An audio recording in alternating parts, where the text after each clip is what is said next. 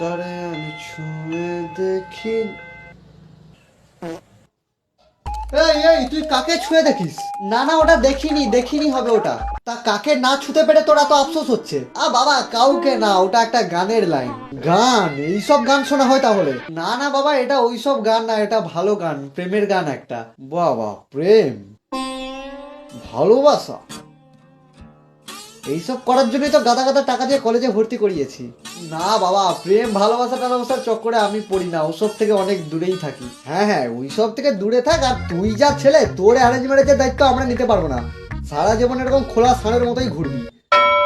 এসব নিয়ে যখন কথাই হচ্ছে, তাহলে বলে রাখি, কলেজে আমার একটা গার্লফ্রেন্ড।